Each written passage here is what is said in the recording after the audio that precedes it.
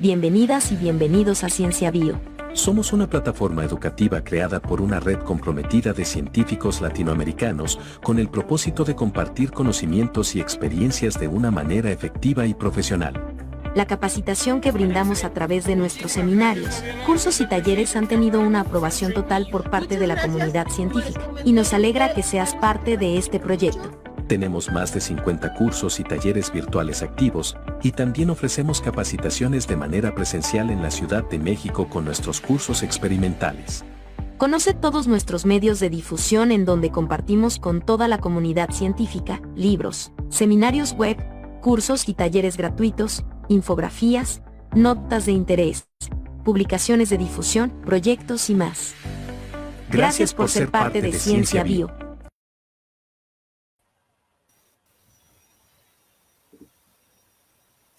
Hola, hola, ¿qué tal? Buenas noches y un saludo a toda la comunidad en Facebook que sigue las redes sociales de Ciencia Bio y específicamente esta página que lleva como nombre Bioquímica y Biología Molecular, donde desde hace más de 7 años compartimos contenidos relacionados con bioquímica y biología molecular, principalmente memes, ¿verdad? Pero pues desde hace un rato también estamos haciendo trabajo de divulgación con infografías, artículos y esta actividad que comenzó en pandemia, que son los seminarios web. Como les comentaba, en los seminarios web estamos ahora invitando a investigadores jóvenes, ¿verdad? Que nos platiquen un poquito de sus temas de investigación, que generalmente suelen ser innovadores, y no va a ser la excepción. El día de hoy está con nosotros la doctora Lucero Romero Aguilar. Lucero, muchas gracias por aceptar la invitación. Les comento que no es la primera vez que lo habíamos intentado, pero hay por detalles administrativos, pues apenas está dando. Pero qué gusto que estés con nosotros, Lucero. ¿Cómo estás? Hola, muchas gracias por la invitación. Estoy muy bien, un poco nerviosa porque es mi primer seminario en línea desde hace rato, pero muy dispuesta a escucharlos y sobre todo espero poder responder las dudas que vayan surgiendo. Gracias. Sí, no te preocupes, la audiencia aquí es mucho más amable que en los seminarios institucionales. Me alegra.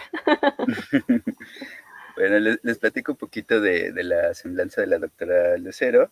Ella es licenciada en Ingeniería de Alimentos por el Instituto Tecnológico de Tlaxcala. Le voy a quitar los años, ¿no?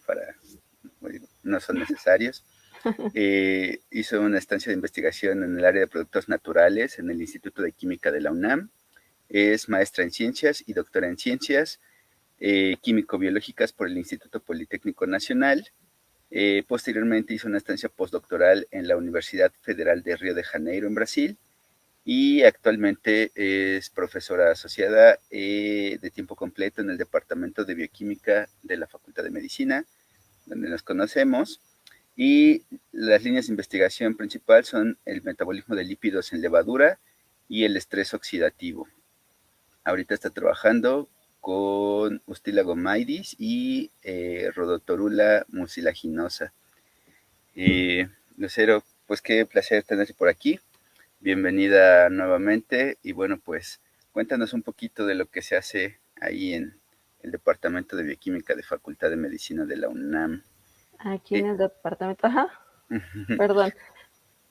Te platico un poquito más o menos la dinámica, o sea, tú ahorita vas a poder presentar, nadie te va a interrumpir, pero la gente puede poner sus comentarios aquí en Facebook y se los vamos a hacer llegar a la doctora al final de la presentación. Entonces, bueno, no sé, ¿estás lista? Sí, espero que sí. Perfecto. Bienvenida, Lucero. Muchas gracias. Bueno, quiero pensar que sí me escuchan bien, pero si no, también me puedes avisar. Claro que por sí. favor, ¿sale? Sí, perfecto. Y bueno, pues justo como dice Jorge, pues vamos a dar una breve plática de cosas que hacemos aquí en la Facultad de Medicina. Y esta charla en particular la hemos titulado Implicaciones del acetato en el metabolismo de Ustilagomaides. Entonces, para empezar, pues, ¿quién es Ustilagomaides? Ustilagomaides es un basidiomyceto de la clase de los ustilaginales y es el agente causante de la enfermedad del carbón del maíz, que en México conocemos como huitlacoche. Sus principales hospederos pues, van a ser el maíz y su ancestro, el teocintle.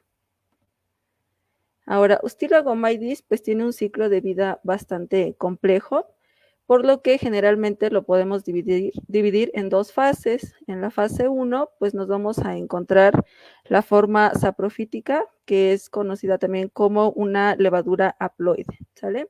Y a partir de esta forma se va a estar dividiendo por gemación y de esta manera pues vamos a poder generar muchas levaduras de Ustilagomaidis.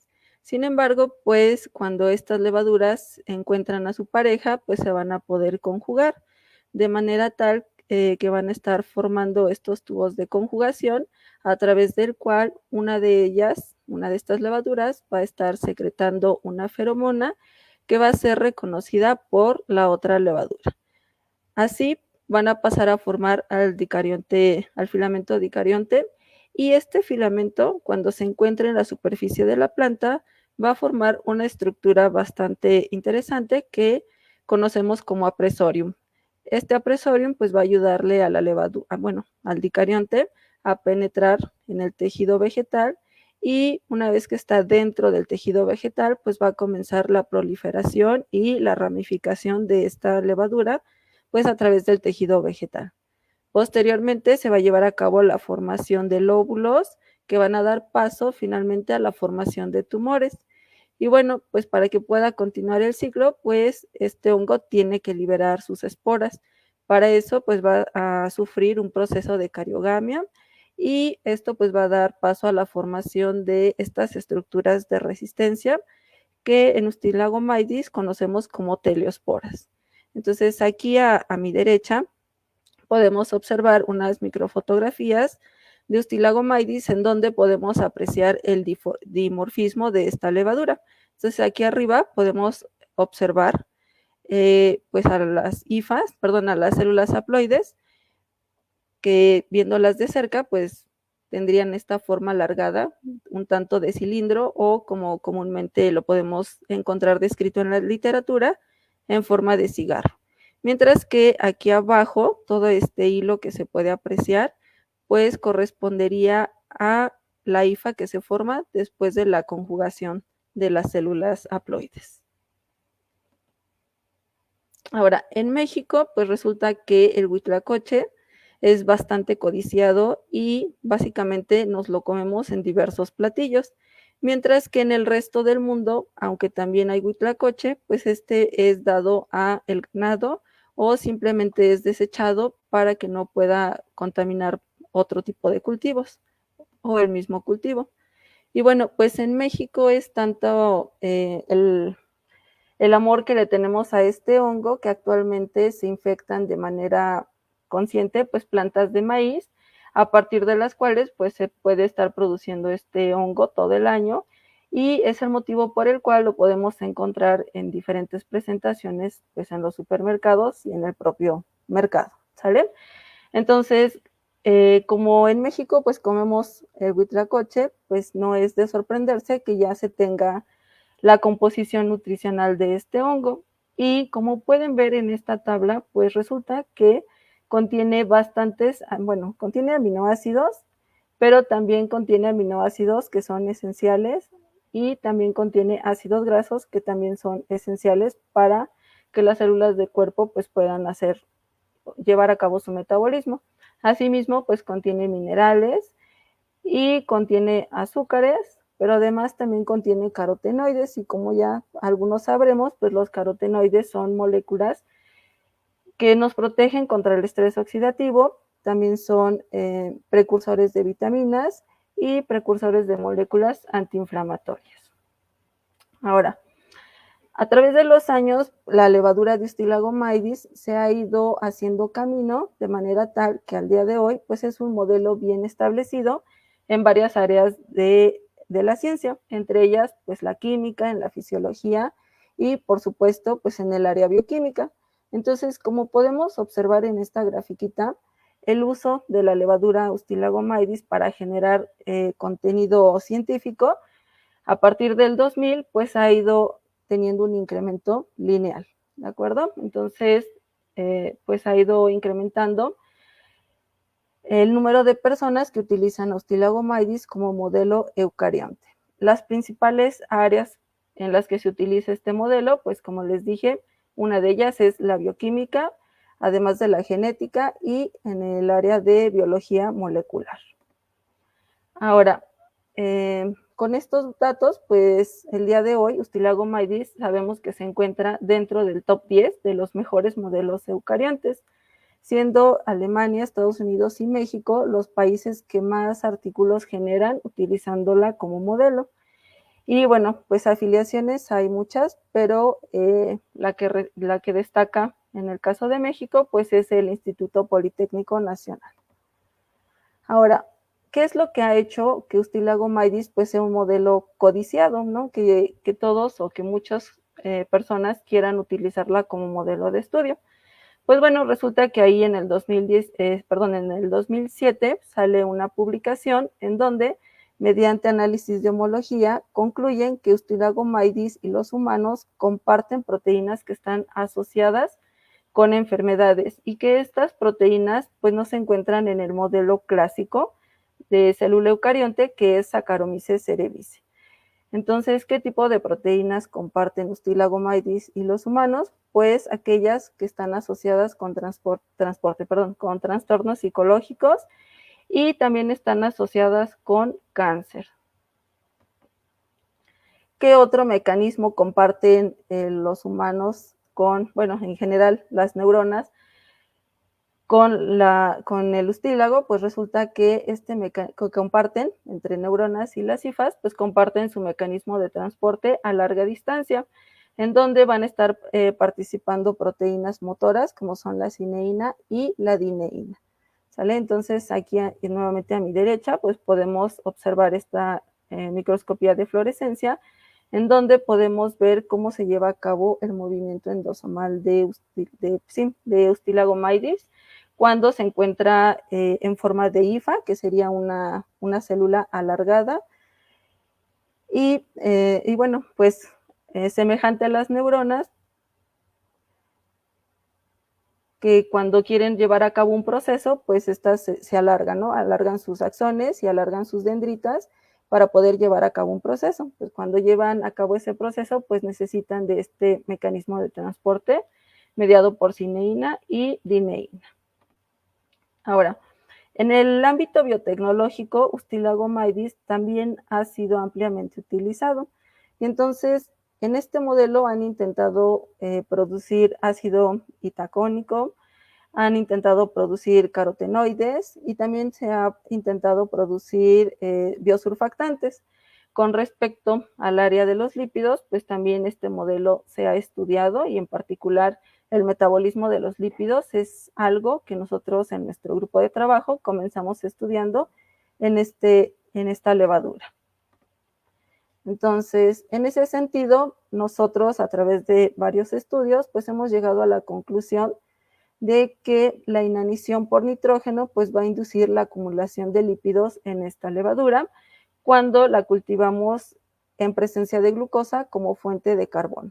Entonces, aquí podemos observar a mi izquierda una microfotografía de fluorescencia en donde marcamos los lípidos que se acumulan en forma de unos organelos llamados de cuerpos lipídicos con la finalidad de evitar la toxicidad de los lípidos, ¿sale? Entonces, en verde podemos observar cuerpos lipídicos que están conteniendo los lípidos que fueron producidos por la levadura en condiciones de inanición por nitrógeno.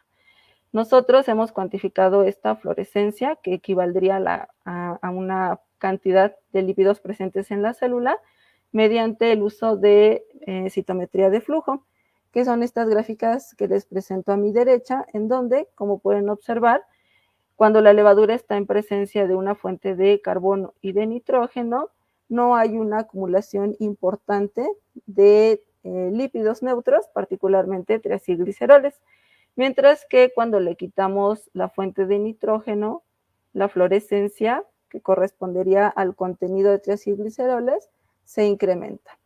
¿Vale? Entonces, eso es lo que se puede observar en estos dos gráficos. Ahora, con base en esto, pues nosotros nos preguntamos qué otras fuentes de carbono podrían favorecer la acumulación de los lípidos en esta levadura. Y para eso, pues nos fuimos a consultar a la literatura y ahí encontramos que levaduras oleaginosas podían utilizar el acetato como fuente de carbono y de esa manera incrementar el contenido de lípidos. Ahora, una levadura oleaginosa, pues la definimos como aquel organismo que puede producir hasta un 70% en peso seco de lípidos. ¿Vale? Entonces, la siguiente cuestión que queremos resolver o que nos resolvimos fue por qué el acetato podría ser utilizado para la producción de estos lípidos. Y bueno, pues entonces, ¿cuál es el metabolismo de este compuesto? Pues el acetato es transportado al interior de la célula mediante un transportador y una vez que está dentro de la célula, en el citosol, es tomado por una acetato sintasa que lo convierte en acetilcoenzima A. Y bueno, esto es algo bastante bioquímico. Este acetilcoenzima A es sustrato de otra enzima que se llama acetilcoenzima carboxilasa que produce el malonilcoenzima A, sustrato de la sintasa de los ácidos grasos, a partir de la cual se va a llevar a cabo la síntesis de los triacilgliceroles y de los monoacilgliceroles. Y bueno, pensando en viendo ese metabolismo que podía seguir el acetato, pues decidimos utilizarla como fuente de carbono en Ustilagomydes, tanto en presencia como en ausencia de una fuente de nitrógeno. Todos los resultados que yo les muestre van a estar comparados con condiciones ya estudiadas en nuestro modelo, como sería la glucosa en ausencia de nitrógeno, siendo la glucosa la fuente de carbono, y en presencia también de nitrógeno con carbono, en este caso sería la glucosa. ¿De acuerdo? Entonces, pues lo primero que nos resolvimos fue ver si Ustilagomydes podría utilizar el acetato como fuente de carbono. Y pues básicamente los trazos que corresponden al acetato son el de color naranja y el de color amarillo. En el caso del color naranja podemos observar una condición en donde la célula estaba siendo cultivada en presencia de acetato y ausencia de la fuente de nitrógeno.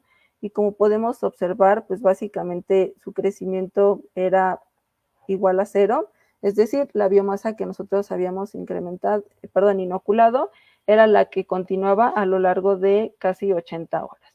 Pero ¿qué pasaba con la condición en donde nosotros sí teníamos nitrógeno? Bueno, pues ahí, como pueden observar, nosotros obtuvimos hasta 2 gramos por litro de biomasa. Y bueno, de esta manera, pues veíamos que realmente el acetato no es una muy buena fuente de carbono para Ustilagomydes, porque si comparábamos la biomasa obtenida con la que se obtiene en una condición en donde la glucosa es la fuente de carbono, pues podemos ver que pues tenemos el doble de biomasa, ¿no? Pero si pensamos en la condición en donde está la glucosa siendo la fuente de carbono y está ausente la fuente de nitrógeno, pues podemos ver que tenían un comportamiento similar. Entonces, aunque el acetato no estaba favoreciendo la producción de biomasa, pues continuamos preguntándonos qué es lo que sí podría estar favoreciendo la presencia del acetato.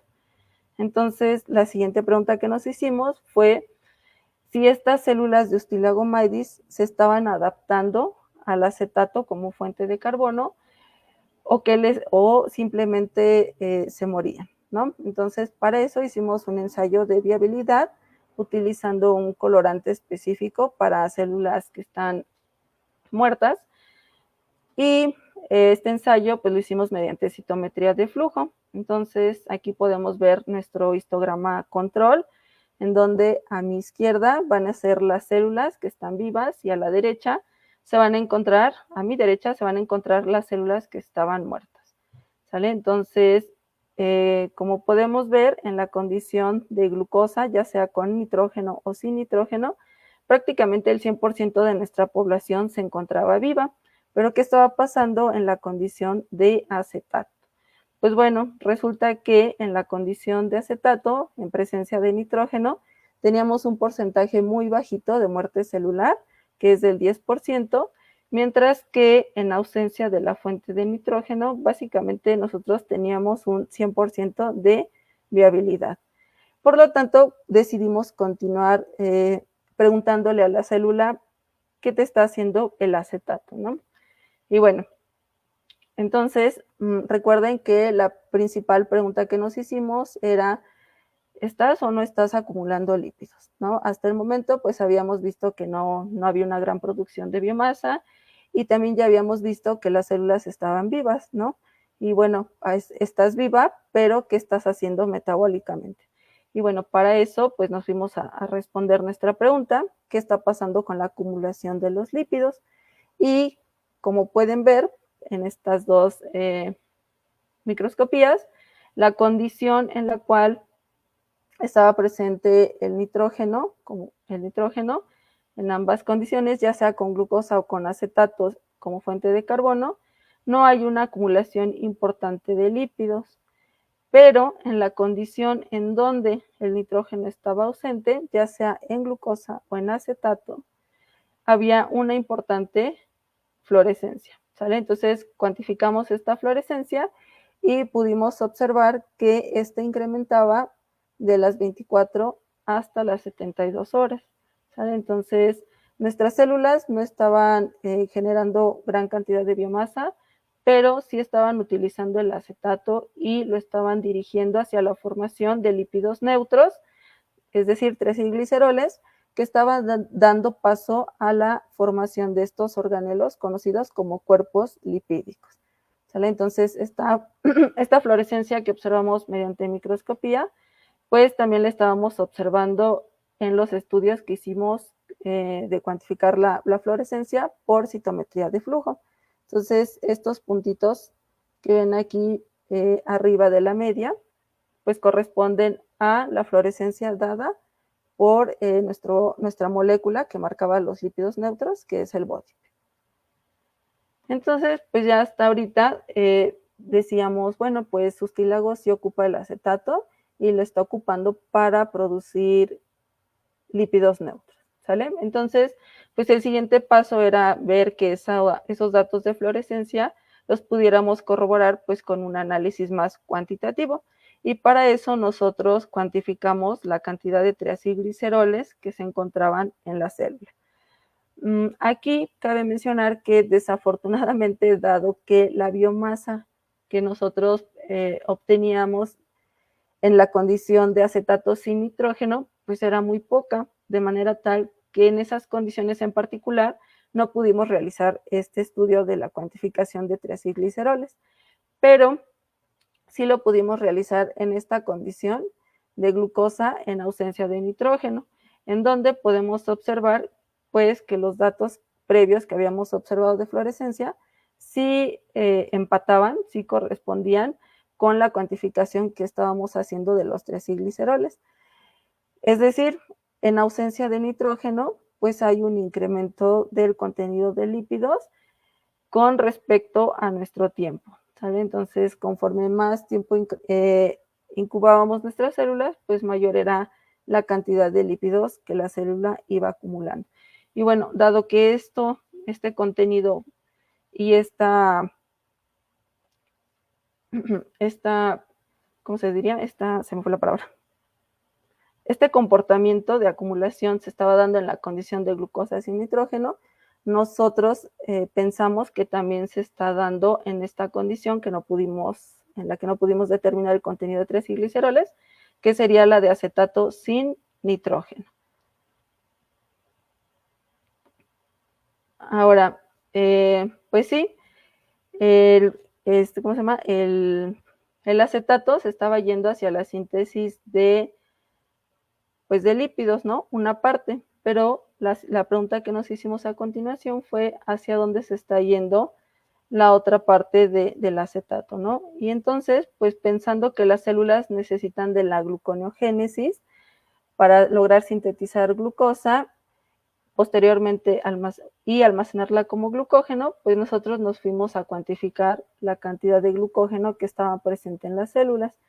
Y nuevamente, como les dije, y a partir de aquí en adelante, fue poco lo que pudimos determinar en la condición de acetato sin nitrógeno. Sin embargo, en las condiciones de glucosa con nitrato o sin nitrato como fuente de carbono, pudimos detectar bien que hay una acumulación de este glucógeno, y como pueden ver en la condición de glucosa nitrato, básicamente a las 48 horas hay una ligera disminución, ¿sale? Mientras que en esta condición de acetato nitrógeno, pues el contenido de glucógeno que se sintetizaba a partir del acetato, pues se mantenía igual.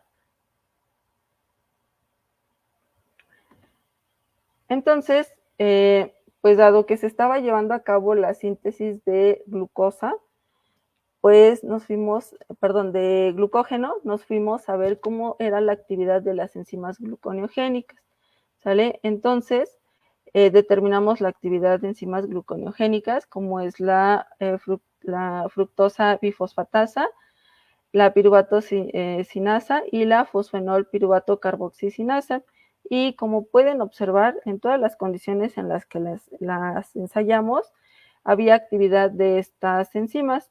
En el caso de la condición de acetato con nitrógeno, pues la actividad de la fosfenol piruvato carboxisinasa era mayor comparada con las otras condiciones, ¿sale? Ahora, hasta aquí también habíamos visto que la célula estaba acumulando lípidos, y por lo tanto, pues nos vimos a ver cómo era la actividad de la sintasa de los ácidos grasos, y vean que, interesantemente, en la condición en donde había glucosa sin nitrógeno y acetato más nitrato, sí teníamos una actividad de esta sintasa de los ácidos grasos, y pues eso nos estaba indicando que en estas condiciones, junto claramente con la condición de glucosa más nitrógeno, había una síntesis de nuevo de los ácidos grasos, ¿sale?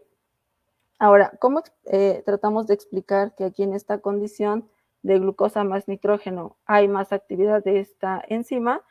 Pues recuerden que es esta la condición en la que hay una mayor acumulación de biomasa, ¿sale? Entonces, para generar biomasa, pues la célula necesita crear membranas celulares, y pues recuerden también que las membranas celulares están conformadas de lípidos, ¿de acuerdo? Entonces, es así como explicamos esta actividad alta de la sintasa de los ácidos grasos. Y en ese sentido, pues también piensen ustedes que al principio yo les dije que en estas condiciones no se favorecía realmente una acumulación importante de biomasa. Por lo tanto, así justificamos también que haya una menor actividad de la sintasa de los ácidos grasos. O sea, no está sintetizando lípidos que generen membranas y que ayuden a generar biomasa, pero sí se está llevando a cabo la síntesis de lípidos neutros que están siendo acumulados dentro de la misma célula en estos organelos conocidos como cuerpos lipídicos. Y bueno, a continuación, pues bueno, como les dije, una vez que la célula sintetizaba el glucógeno, las propias células también pueden degradar este glucógeno para de esa manera obtener glucosa y continuar con procesos celulares.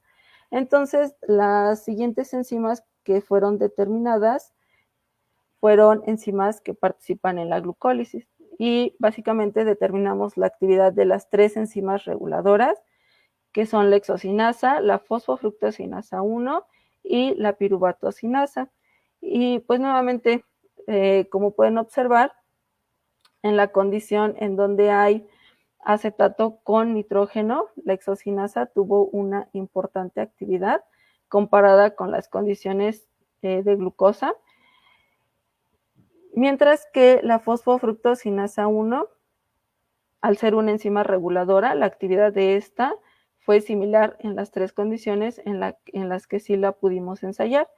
Y la piruvatosinasa, pues también es una enzima reguladora, y como pueden observar, básicamente tiene bastante actividad en la condición de glucosa nitrato, pero tiene una menor actividad en la condición de acetato con nitrógeno, ¿sale? Entonces, esto nos estaba indicando pues que sí, las células estaban utilizando el acetato para sintetizar glucógeno y a partir de este obtener glucosa, ¿no? Entonces, por eso es que estas enzimas estaban activas. Ahora,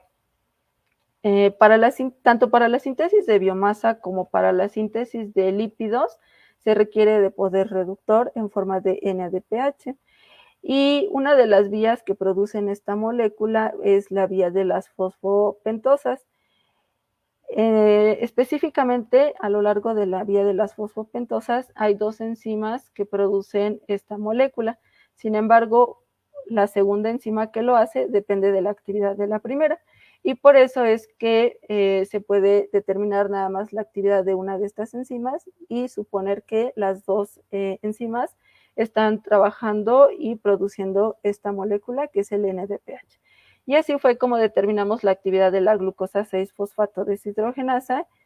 Y como pueden ver, en la condición en donde había glucosa y acetato en presencia de nitrógeno, hay una importante actividad de esta enzima, lo cual nos estaba diciendo que sí se estaba produciendo esta molécula para dos cosas. Una de ellas para generar lípidos que estaban siendo integrados en las estructuras necesarias para que se lleve a cabo la formación de la biomasa, que serían las membranas celulares. Mientras que en la condición de glucosa sin nitrógeno, la actividad de esta enzima pues será baja, ¿no? Y recordemos que en cuanto a la disponibilidad de nitrógeno y la síntesis de biomasa, esta condición es bien similar a aquella en donde el acetato estaba presente y el nitrógeno estaba ausente. Ahora, pues como les dije, nosotros ya nos habíamos hasta este momento respondido a nuestra principal pregunta, ¿no? El acetato puede ser utilizado para producir lípidos en Stylagomaidis, pues hasta el momento habíamos visto que sí, pero lo que también estábamos viendo es que pues no había un incremento de biomasa, ¿no? Entonces, un incremento de biomasa estadísticamente significativo comparado con la condición de glucosa, ¿no? Y bueno, pues entonces pasamos a preguntarnos qué más podría estar pasando en la célula y lo más pues lógico de hacer fue medir la producción de especies reactivas de oxígeno, ¿sale? Y en particular medimos el peróxido de hidrógeno. Para esto, pues también echamos mano de las herramientas de las moléculas fluorescentes y lo que pudimos observar fue que la producción de este peróxido de hidrógeno incrementaba con respecto al tiempo, ¿sale? Entonces, en particular, lo hacía en la condición de acetato con nitrógeno, ¿sale? Entonces, el acetato pues estaba induciendo a la formación de especies reactivas en la célula y pues nuestra siguiente pregunta fue ver cómo era el mecanismo de defensa de las células contra estas especies reactivas de oxígeno. Y para eso, pues determinamos la actividad de enzimas que ya se sabe que participan en la defensa pues, del estrés oxidativo, ¿no? Entonces determinamos la actividad de la glutatión reductasa y de la glutatión peroxidasa, así como de la catalasa y de la superóxido dismutasa.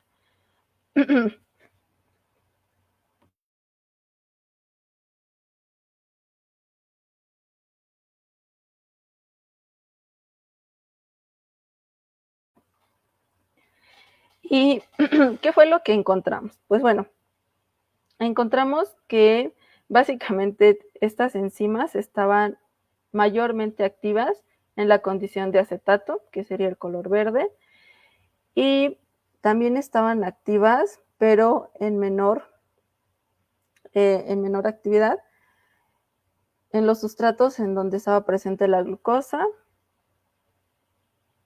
Entonces, la reductasa y la peroxidasa tenían una actividad importante en la condición de acetato, pero ¿qué estaba pasando con las otras dos enzimas, no? Y bueno, en el caso de la catalasa, pues resulta que la actividad en la condición de acetato nitrógeno, pues tenía una actividad similar a la condición en glucosa, ¿sale? Ya sea en presencia o en ausencia del nitrógeno.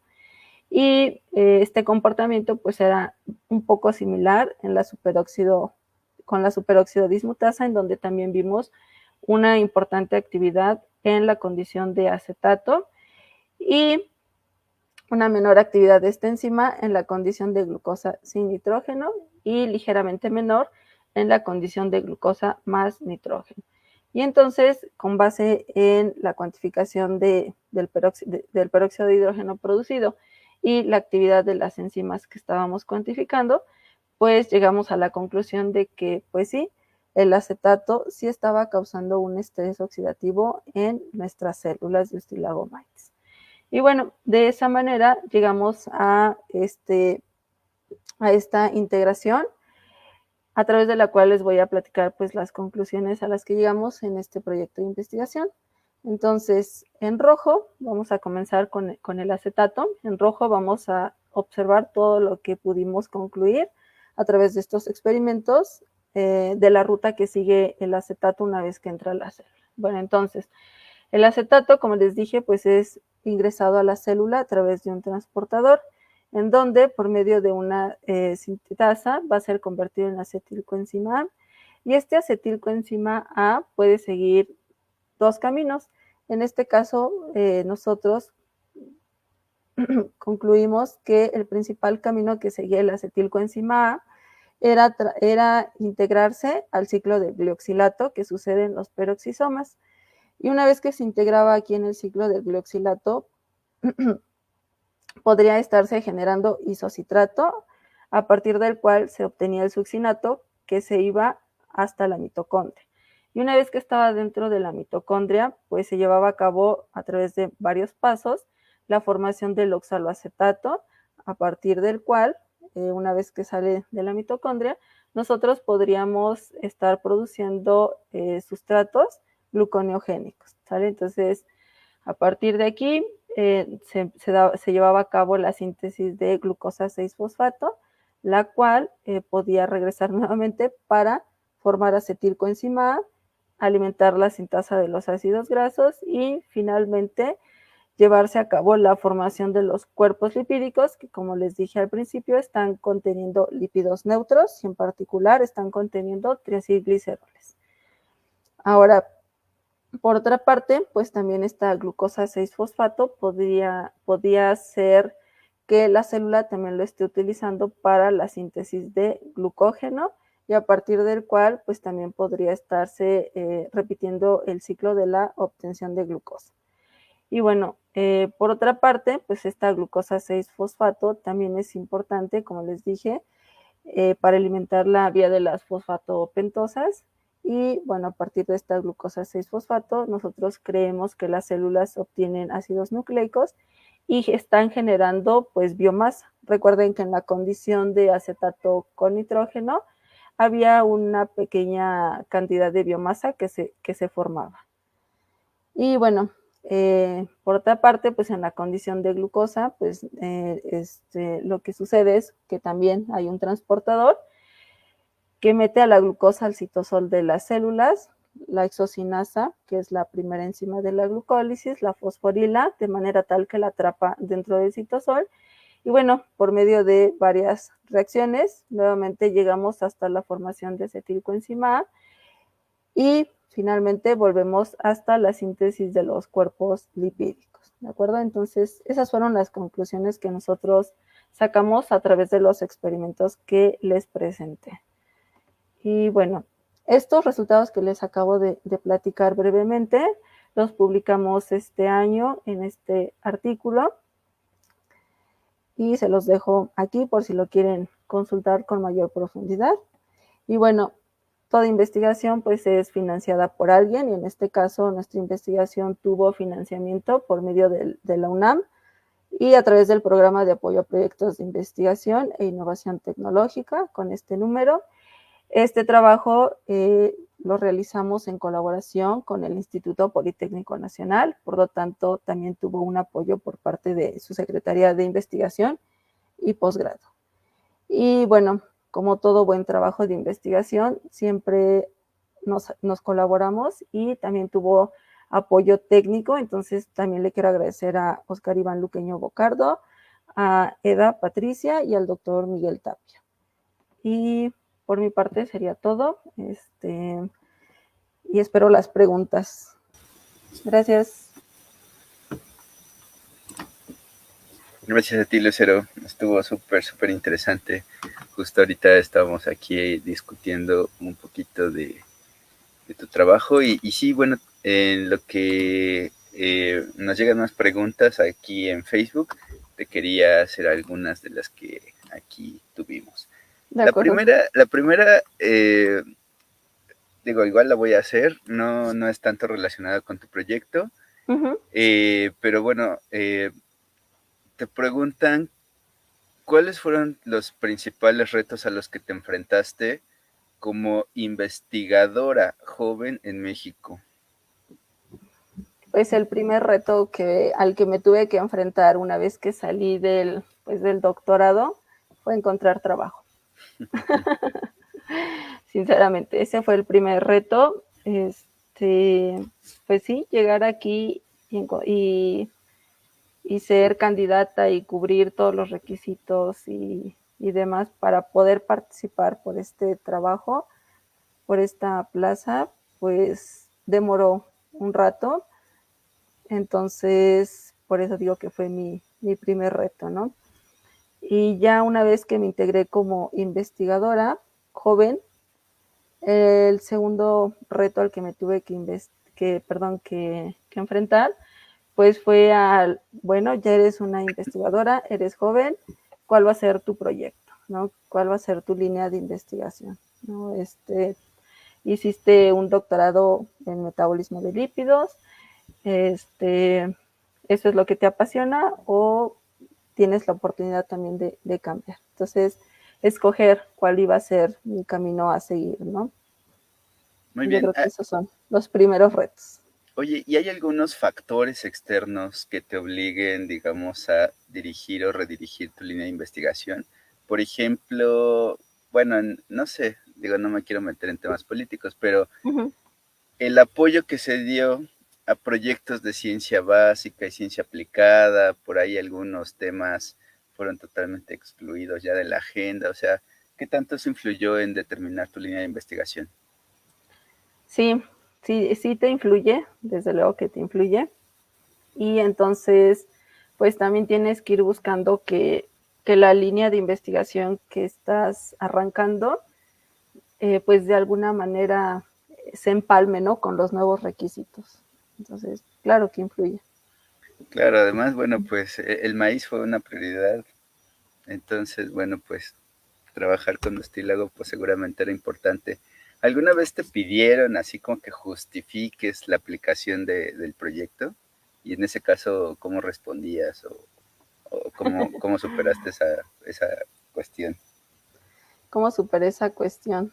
Pues realmente sí te piden siempre que justifiques cuál es la aplicación de tu investigación. Y bueno, yo lo que puse fue que pues en particular hay parásitos que son sensibles al estrés oxidativo, ¿no? Y bueno, como dije al principio, pues mi modelo es un modelo eucarionte que tiene bastantes homologías con proteínas en los seres humanos. Entonces, por ahí fue la justificación que yo tuve, ¿no? De estudiar el sistema antioxidante de este hongo, más bien, pues sí, de este hongo como modelo eucarionte, muy probablemente pueda ser traslapado al comportamiento que sufre pues una célula humana, ¿no? Una célula de mamíferos. Claro, totalmente. Prácticamente todas las enzimas que me diste y de las que nos platicaste hoy, pues son compartidas, ¿no? Y no solo en humanos, o sea, sí son rutas metabólicas compartidas. Por cierto, para toda la audiencia que se perdió un poquito en esa parte, recuerden que la página pues se llama Bioquímica y Biología Molecular y pues obviamente íbamos a tener seminarios web de bioquímica. Muy bioquímicos creo que fue. Está perfecto. Fue un ejercicio de integración muy bueno. De hecho, este seminario web se va a quedar grabado y yo estoy seguro que cuando llegue al bloque 3 de Bioquímica en Facultad de Medicina, les voy a pedir a mis estudiantes que vean tu seminario. Muchas gracias. espero no Sí. marearlos. Tú das bloque 3, ¿no? Bueno, a la audiencia que no está familiarizada, bloque 3 en bioquímica del programa de médico cirujano es metabolismo de lípidos, de nitrógeno y bueno, hay un poco de integración metabólica. Así es. Muy bien, fíjate, bueno, no sé si tú conoces también las líneas de investigación por ejemplo, el doctor Coria en el Instituto de Fisiología Celular, que trabaja con Saccharomyces. Saccharomyces, ajá. Así es. Hay cosas muy interesantes que son compartidas entre la levadura y el humano, o sea, que se pueden extrapolar así. Por ejemplo, algo que me llamaba mucho la atención era poder estudiar incluso enfermedades neurodegenerativas usando levaduras. Así Era es. muy, muy interesante. Mira, hay una pregunta aquí de Joan PS que dice, buenas noches, una pregunta. ¿Tu investigación tiene alguna otra relación con otras biomoléculas, por ejemplo, las proteínas? Sí, nosotros en algún momento, pues sí, veíamos que en ausencia de nitrógeno y presencia de glucosa, pues había una síntesis muy bonita de 3-gliceroles y también veíamos que las células pues seguían vivas. Entonces, en algún momento, en alguno de los artículos que tenemos publicados, pues nos preguntamos, bueno, y esa poquita biomasa que logra generar las células en estas condiciones tan adversas, ¿cómo logra hacerlo, no? Y entonces, en ese momento, pues nosotros decidimos cuantificar el contenido de proteínas totales en la célula, ¿sale? Y en esas condiciones, pues vimos que había una disminución importante, ¿no? Y con eso, pues pudimos concluir que en ausencia de una fuente de nitrógeno, pues las células estaban llevando a cabo un proceso de proteólisis, ¿no? Se estaban alimentando de sus propias proteínas, que es algo que también pasa en los seres humanos, ¿no? Cuando pasamos bastante tiempo sin alimentarnos, comenzamos a degradar, pues, los músculos. Entonces, Así es. pues sí tiene una relación. Sí, así es, efectivamente. Fíjate que ahorita, bueno, en el contexto, te pongo un poquito en contexto, muchos de los seminarios web que hemos tenido en este foro han estado relacionados con temas de biotecnología, específicamente de proteínas recombinantes. Y muchas de las inquietudes de la audiencia han sido siempre qué otros organismos, además obviamente de la bacteria, de Saccharomyces, podrían utilizarse para producir proteínas recombinantes. A lo mejor por ahí podría ir la pregunta, o sea, ¿sería el ustílago un buen modelo para la producción de una proteína recombinante, por ejemplo? Sí, ya se han hecho estudios y sí se ha utilizado a la levadura austílago como modelo para la expresión de proteínas recombinantes. Qué bien, muy interesante. Y también otra cosa que, bueno, voy a hacer una opinión. Esta es una pregunta más, es una opinión como biotecnólogo, ¿no? Algo que se está volviendo muy popular es el tema de hacer modificaciones genéticas en los microorganismos para que generen algún producto de valor. Es el objetivo, por ejemplo, de la biología sintética, ¿no? Tú haces modificaciones al genoma, ¿no? A gran escala o ensamblas algunos componentes genéticos con la finalidad de que tu célula tenga alguna propiedad nueva. Pero siempre que se hace ese ejercicio, o bueno, en la mayoría de las ocasiones cuando se hace ese ejercicio de un ensamble de genes, no se toma en cuenta la parte de la fisiología de la célula. O sea, cómo nuevos genes y nuevas enzimas en ese citoplasma van a modificar, por ejemplo, los flujos metabólicos preexistentes en la célula, ¿no? Entonces, este seminario estuvo muy interesante en ese sentido, o sea, de ver la complejidad del acoplamiento de las vías metabólicas y cómo de pronto estos ejercicios que estoy mencionando podrían estar afectando, ¿no? En gran medida, ¿no? Son cosas que no tomamos en cuenta cuando estamos haciendo ejercicios de ingeniería genética como los que te comentaba, ¿no? Se me hace muy complicado. Y la pregunta sería, ¿qué tan difícil, o sea, porque nos mostrabas, por ejemplo, la actividad de ciertas enzimas, qué tan difícil experimentalmente es medir esas actividades?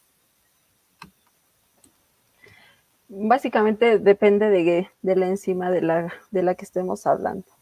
Entonces, pues hay enzimas que son clásicas de determinar, como las de la glucólisis, que son hexocinasa, fosfofructosinasa y la piruvato-sinasa, y en particular pienso que son de las más simples de ensayar, ¿no?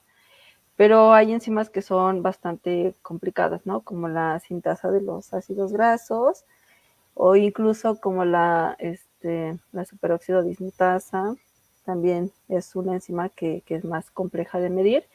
Y bueno, pues ya ni se diga de las enzimas antioxidantes, ¿no? Todavía un poco más difícil de determinar su actividad.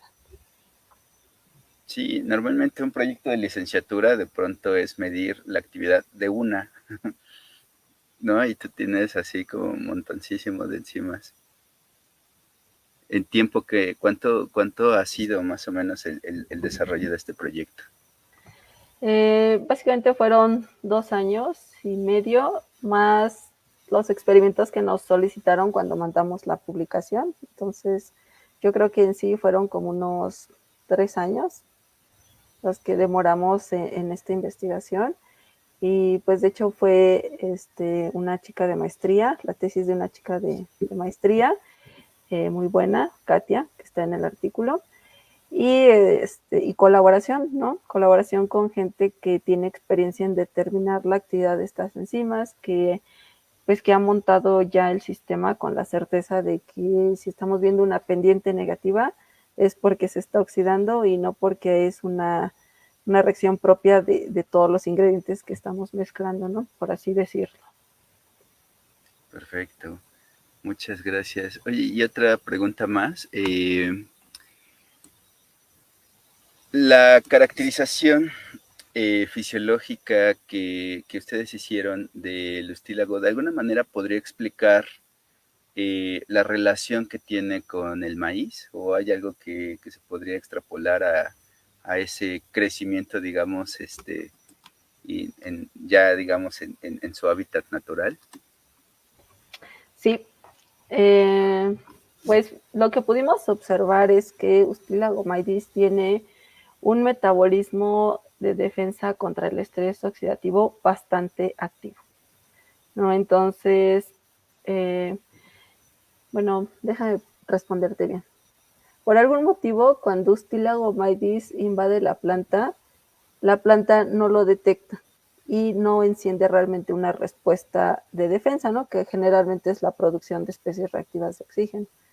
Entonces, aunque sí, decía yo, Ustílago tiene un sistema antioxidante bastante activo, realmente no sabemos durante el proceso infectivo para qué le está sirviendo este sistema, ¿no? Y aparte tampoco se sabe todavía cómo le hace para esconderse, ¿no? De la defensa de la planta realmente.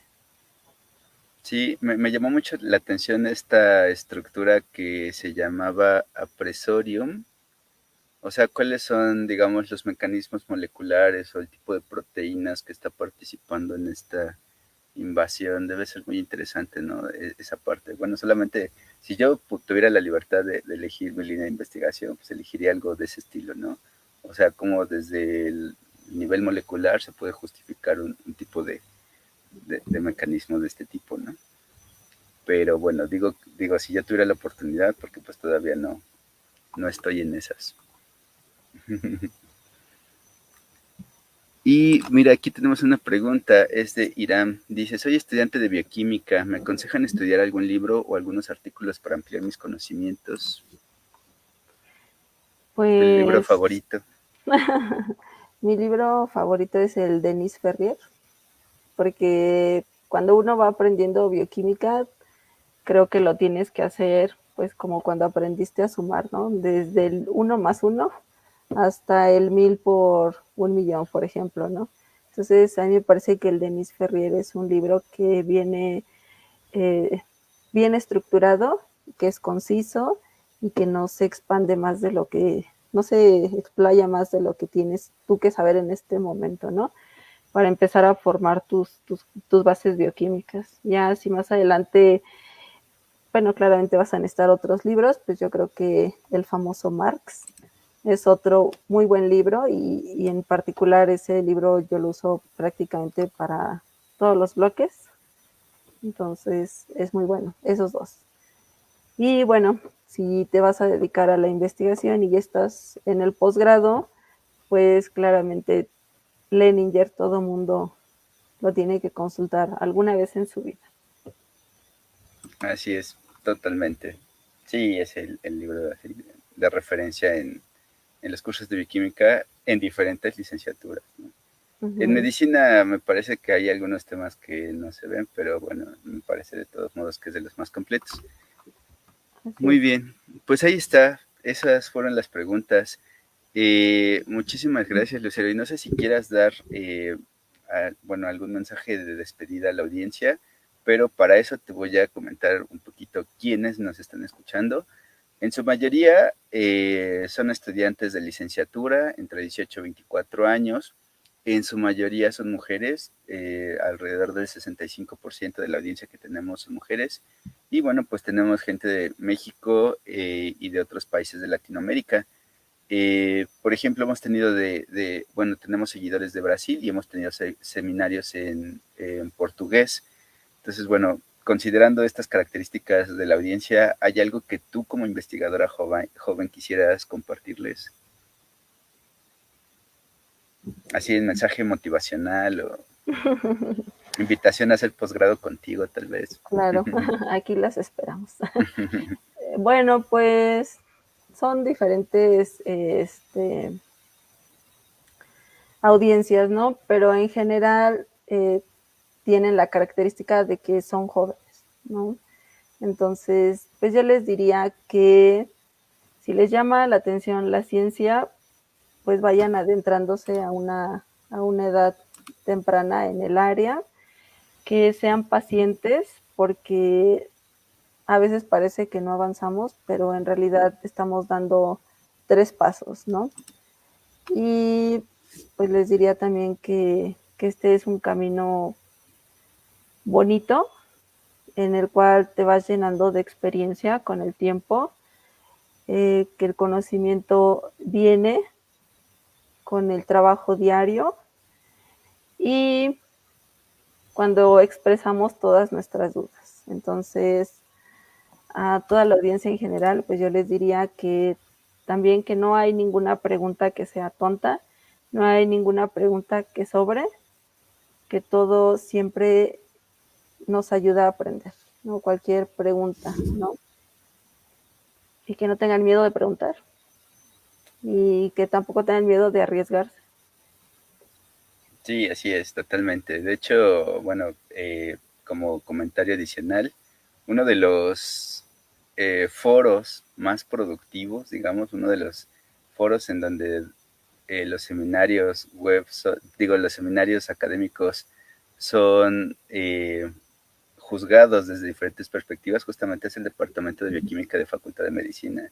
O sea, los seminarios ahí, que cuando estuve de manera regular, me parecían extremadamente productivos, ¿no? Y las preguntas son muy diversas y bueno, básicamente eso es lo que lo hace enriquecedor. O sea, que se hagan preguntas desde diferentes perspectivas. Muchas preguntas eran de los estudiantes y como mencionas, bueno, pues la manera o la actitud realmente es no tener miedo de preguntar, ¿no? Miedo ni pena, nada. No, además así salen las colaboraciones, ¿no? Tú acabas de mencionar la importancia de las colaboraciones. Así es. Sí, siempre trabajar en equipo en esta área en particular es muy importante, muy, muy importante.